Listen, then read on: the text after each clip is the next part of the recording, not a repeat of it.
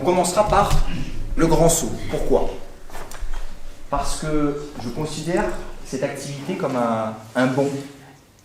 Le fait de franchir le pas, on va dire, pour aller dans une autre dimension et vers un ailleurs, tout simplement. Et c'est pour ça que je répète encore, la plongée en apnée est pour moi différente de l'apnée seule. Parce que j'y rajoute effectivement cette dimension ici de la mer. Parce qu'après tout, on pourrait faire de l'apnée dans son lit, sur son canapé, sur un plan d'eau, dans une piscine ou en mer.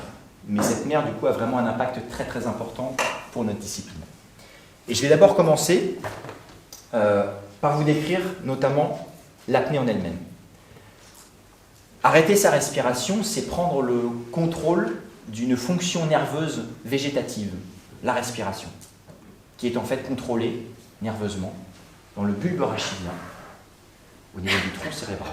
Vous avez ce qu'on appelle des motoneurones qui vont envoyer des influx nerveux au niveau de votre diaphragme, situé sous les poumons, qui est le principal muscle respiratoire, à raison de 12 à 18 fois par minute, au repos. Et lorsque vous êtes en apnée, vous allez prendre le contrôle volontaire de cette fonction archaïque, nerveuse, qui fonctionne tout seul.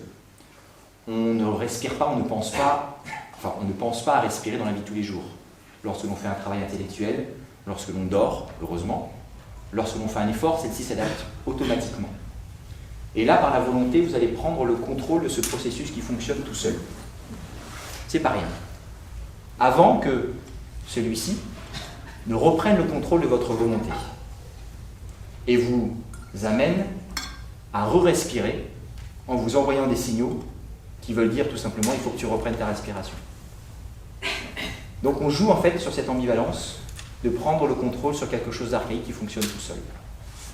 Et effectivement, c'est pas anodin. Ensuite, je voudrais vous parler notamment de la respiration en elle-même. Elle est essentielle à la vie parce qu'elle nous fournit l'oxygène dont on a besoin, tout simplement. C'est un élément essentiel. À l'inverse des autres éléments dont le corps a besoin, cet oxygène, on ne le produit pas et on ne le stocke pas. Ou alors un tout petit peu, pour quelques minutes. Chez les mammifères marins, pour quelques heures pour certains. Donc c'est très court. Lorsque vous mangez, par exemple, vous pouvez stocker la nourriture et tenir pendant un certain temps, plusieurs jours. D'accord? Même chose pour l'eau, même si c'est un petit peu plus difficile, mais on ne stocke pas cet oxygène.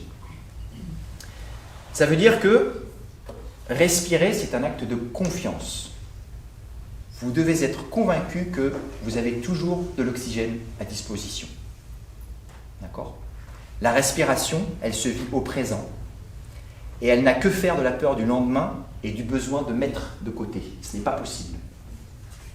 Vous pouvez stocker de la nourriture, vous pouvez stocker en vous de la nourriture pour tenir. Vous ne pouvez pas stocker, vous ne pouvez pas produire cet oxygène. Grâce aux aliments que vous ingérez, aux différents nutriments, vous pouvez transformer ceci pour votre corps et le stocker. L'oxygène, c'est impossible. Ça se vit vraiment à l'instant présent. Je continue pour vous montrer un petit peu que c'est compliqué quand on parle de la respiration. En français, lorsque l'on parle de l'apnée, mais on va dire de la respiration en général, on utilise deux mots. La respiration et le souffle. La respiration, donc le premier, ça se rapporte plus à une technique, d'accord ? Une mécanique. On aspire de l'air, on rejette de l'air, on aspire pour renouveler, enfin on rejette son air pour renouveler son oxygène dans l'organisme dont on a besoin. On respire à plein poumon, on respire rapidement, péniblement. Donc ça a quand même une connotation un petit peu médicale. Mais on a aussi un sens figuré au niveau de la respiration.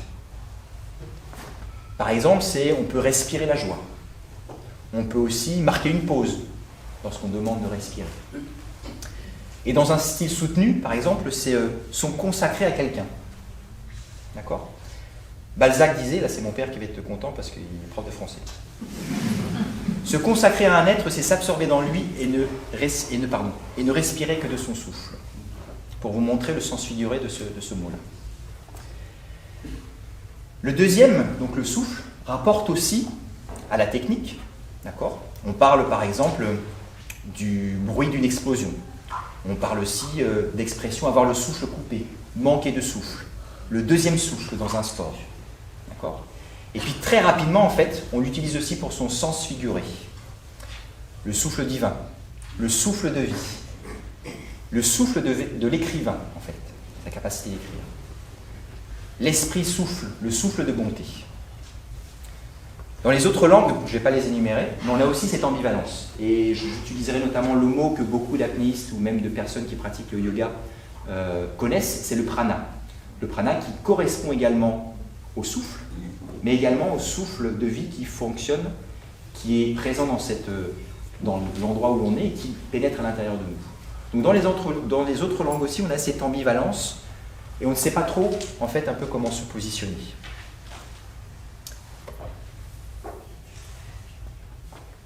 On a donc cette hésitation, ce tâtonnement, on ne sait pas trop. Mais avec toujours ces mêmes termes, d'un côté la mécanique et de l'autre le spirituel. Mais c'est aussi loin d'être clair au niveau de notre langue. Pourquoi ? Parce qu'on l'a vu, le souffle est très connoté aussi du côté de la religion. Le souffle divin, par exemple. D'accord ? Mais on prend aussi le sens mécanique, souffler dans un ballon. Et le mot respiration, en fait, il se rapporte à une fonction organique et très mécanique. Par contre, il vient du latin spirito, spiritus, qui veut dire spirituel, qui veut dire esprit. Vous êtes toujours avec moi ? Donc en fait, on ne sait plus, on ne sait pas trop. Tout simplement pour vous dire que quand on commence à parler de respiration, on parle à l'intime. Et c'est pour ça que beaucoup d'émotions ressortent lorsque l'on commence à pratiquer l'apnée. Ou quand l'on commence tout simplement à pratiquer des exercices spécifiques de respiration. Je vous parlais d'émotions parce que, oui, lorsque l'on a affaire à différentes émotions dans sa vie de tous les jours, la joie, la peur, la colère, la tristesse, l'amour, votre respiration également change, elle se modifie. Et une dernière chose pour finir par rapport au souffle, c'est que l'apnée en fait reproduit le chemin inverse du souffle de la vie. Lorsque vous naissez, vous inspirez pour une première fois. Lorsque vous partez, vous expirez. C'est votre dernier souffle. Lorsque vous voulez réaliser une apnée, vous inspirez une dernière fois. Et puis, pour casser celle-ci, vous expirez une première fois avant de mettre votre cycle respiratoire en route. Donc, c'est l'inverse. Vous partez pour quelque part avec une dernière inspiration, puis une première inspiration.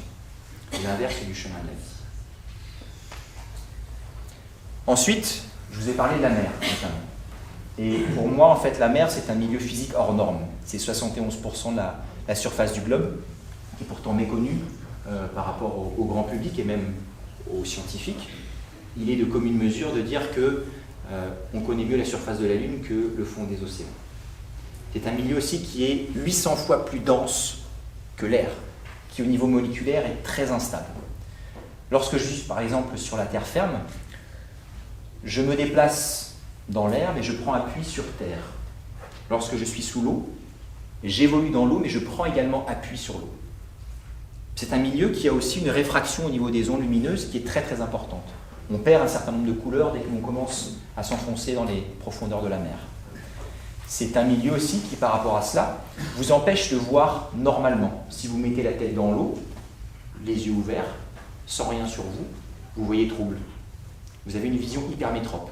Vous avez donc besoin en fait d'un outil, d'un masque ou d'une paire de lunettes de natation pour pouvoir voir quelque chose sous l'eau.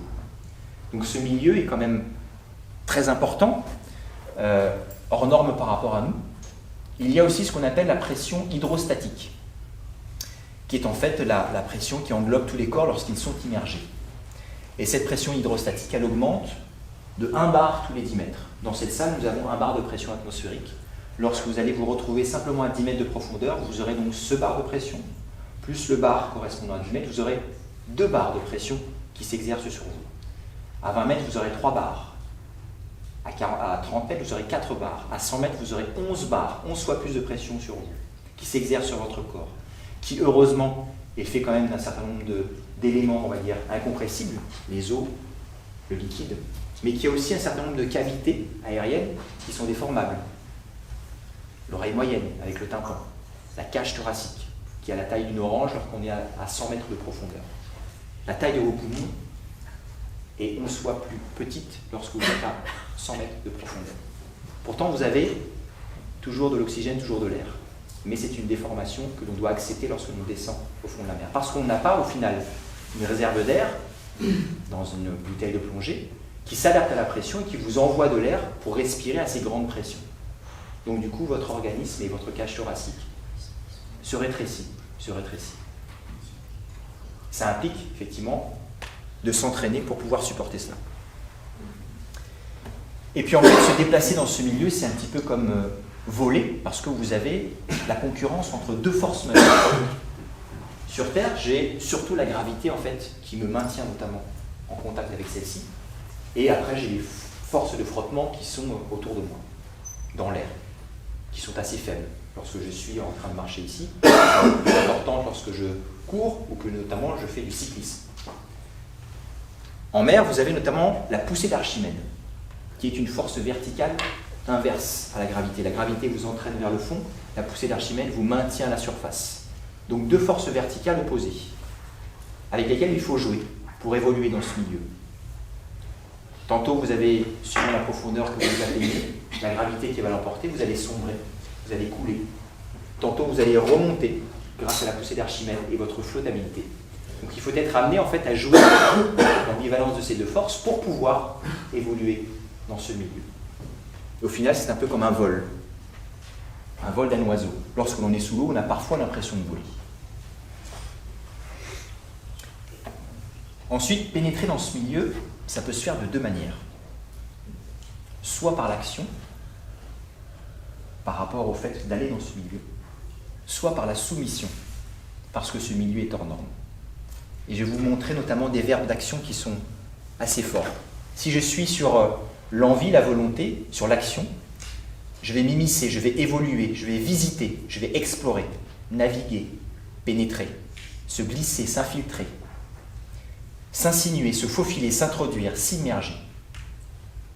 Si je suis sur la soumission, je vais être submergé, être englouti, me faire avaler, m'engouffrer, me faire happer, être attiré, être absorbé, être phagocyté, s'abandonner, se laisser aller, sombrer, s'abîmer. Donc déjà, on n'est pas sur le même rapport, ça n'a pas le même impact sur vous. D'accord ? Et on voit qu'on a une espèce de sens du parti pris qui amène une vision différente. Mais que le fait de subir, ça ne veut pas dire que ça soit négatif. Une contrainte. On peut en fait très bien s'en accoutumer et jouer avec. Et c'est notamment ce rapport de force. On peut jouer avec la gravité, la poussée d'Archimède. Et lorsque l'on est notamment avec une gravité qui l'emporte et qu'on se laisse engouffrer, ce n'est pas forcément négatif. Ça procure un bien-être assez extraordinaire et on peut jouer avec. Parce que c'est quelque chose qui nous attire vers le fond, mais dont on peut s'extraire malgré tout. On peut remonter.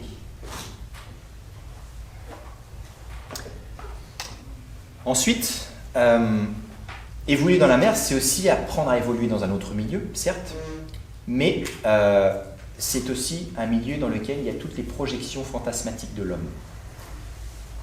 Pour beaucoup, la mer, ce n'est pas anodin, ça reste du domaine de la peur. La majeure partie des gens n'osent pas nager en mer, n'osent pas mettre la tête sous l'eau, ont peur lorsqu'elles se font effleurer le pied d'une algue ou de quelque chose, ont peur lorsqu'elles voient une zone d'ombre si la mer est relativement claire. Et ça dure depuis en fait des millénaires. La mer, au final, lorsqu'on y fait référence, c'est le thème de la tempête. C'est aussi une figure de la violence maritime, tout simplement. Celui des monstres que la mer secrète, les monstres marins, réels ou imaginaires. Celui des errances sans fin, Ulysse. Et en fait, ça crée des thèmes littéraires et iconographiques depuis des millénaires, tout simplement. La mer reste du domaine de la peur chez l'homme, et encore aujourd'hui. Tempête, déluge, désordre naturel, engloutissement, naufrage, dévoration. Le mythe de la dévoration est aussi lié à la mer. Se faire happer par quelque chose, par un monstre inconnu, affreux, horrible. et ont depuis longtemps en fait accompagné l'humanité dans son rapport à la mer, dicté par les dieux eux-mêmes, parce qu'en fait ce milieu pendant très très longtemps est resté celui des dieux. L'homme n'était simplement qu'invité à pouvoir y aller, souvent sur un rite initiatique, sur le fait du passage tout simplement, mais jamais pour évoluer en fait complètement. Et bien évidemment, moi quand je plonge en mer, je ne pense pas forcément à tout ça. Heureusement d'ailleurs, sinon je n'irais pas. Par contre, c'est dans l'inconscient. Et ça reste là. Ça accompagne tout un chacun. Ça reste derrière. Au final, je vous ai parlé d'un grand saut. C'est un peu comme un saut en parachute, sans parachute. D'accord ? Avec, par contre, à l'inverse de la chute libre, la possibilité de remonter. Je peux remonter à la surface. Mais j'ai une fenêtre temporelle. On va dire que si je remonte au sein de cette fenêtre temporelle, tout va bien. Si je dépasse cette fenêtre temporelle, la porte se referme. Au final, cette fenêtre temporelle, c'est disposer d'un temps, c'est notre réserve d'air, c'est notre réserve de vie, tout simplement. Il faut la maîtriser, la connaître, et c'est assez facile lorsqu'on est sensible au final à ces sensations, à ce que l'on ressent. C'est tout à fait possible pour tout un chacun, sans parler de haute performance. Mais cette réserve d'air, c'est votre réserve temporelle qui fait que vous serez dans celle-ci, si vous la respectez, ou pas.